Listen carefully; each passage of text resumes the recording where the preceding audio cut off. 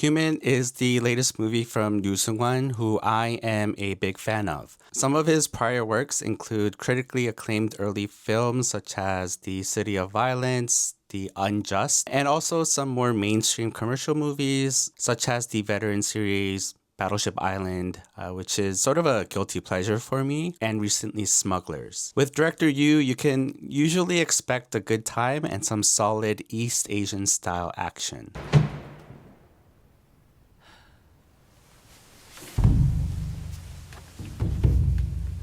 Humint, which is short for human intelligence, follows Cho In-sung playing a South Korean intelligence agent sent to Vladivostok, Russia to investigate human and drug trafficking involving North Koreans and the Russian mob. I thought Vladivostok is a great place for the setting. It feels foreign enough to give the film a European espionage energy, but historically there's been an ethnic Korean presence in the Russian Far East, including North Koreans. So the idea that Korean intelligence, North Korean officials, and Russian criminal elements all intersecting there feels very plausible. Ryoo Seungwan's cinematic universe fun fact, but Vladivostok also happens to be the place where Ha Jung-woo's character goes at the end of the Berlin File. According to Ryoo, this is a spiritual successor to Berlin, and you can even make very easy one-to-one character comparisons between the two movies. Cho In-sung is the South Korean intelligence agent that will do what's right according to him, even if it goes against his orders. Park Jung-min is the North Korean agent that has previously put country before love. Shin Se-kyung is the love interest of said North Korean agent, and Park Hae-joon plays the corrupt North Korean that preaches loyalty but is really driven by self-interest. But other than these surface level comparisons, this doesn't really connect to the Berlin File. There are some minor Easter eggs that you will catch if you've seen it, but you absolutely don't need to have seen it to enjoy this one.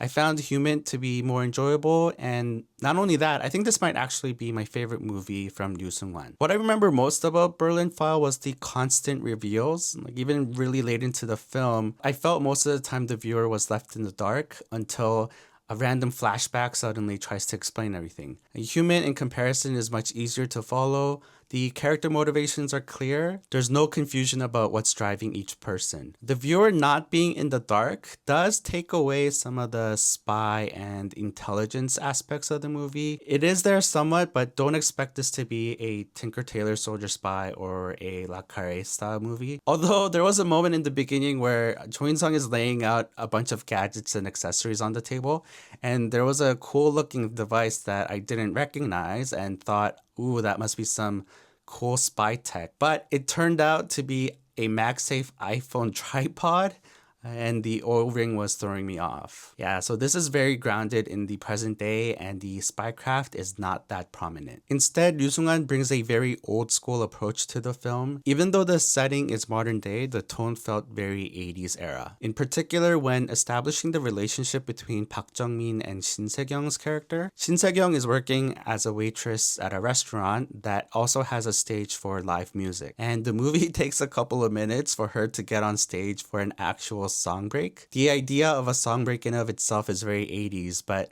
that scene is intercut with close-ups of Shin Se-kyung and Park Jung-min and really hammers home the romantic relationship that's between them.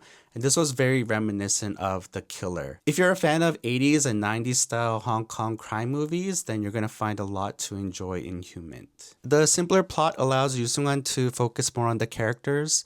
I really liked how he introduces each of the main actors, so we know exactly what they're all about through just a few frames. Cho In-sung is highly skilled, but you can tell he gets way too attached to his informants. Park Jung-min has a pretty badass introduction, but Park Hae-joon's intro, like you see him expertly opening the wax seal on an expensive bottle of vodka, and in that simple gesture, you can instantly learn so much about him. I don't know what the North Korean officials are making when they're stationed at Vladivostok, but I imagine it's not enough for them to frequently indulge in top shelf alcohol.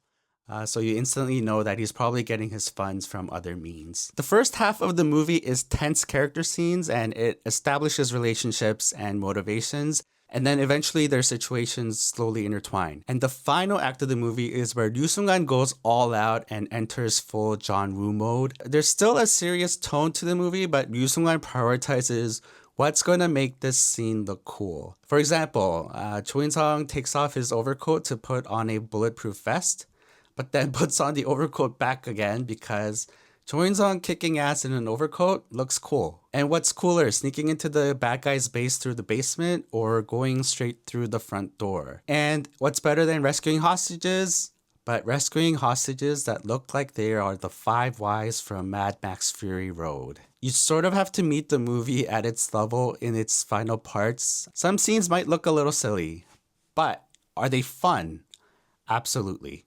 The easy comparison here is A Man from Nowhere, Taken, or even Leon. But this is Ryoo Seungwan's homage to John Woo films like The Killer. If you like 80s style Hong Kong police movies, then these final scenes will be catnip for you. The hand-to-hand fighting and close-quarter gunfights are really entertaining, and while it goes for style over realism, it never falls into the levels of ridiculousness like a John Wick movie. I guess a criticism I have for the action sequences is that the penultimate fight was better than the actual finale, and I also have a minor quibble with the casting of Shin Se-kyung. Performance-wise, I thought she did a fine job, but this is just a personal reaction. I had a hard time not seeing Shin Se-kyung, the actress. Like, from my perspective, she's such a polished urban Seoul city girl. And she would fit right in if she played the daughter of a chaebol.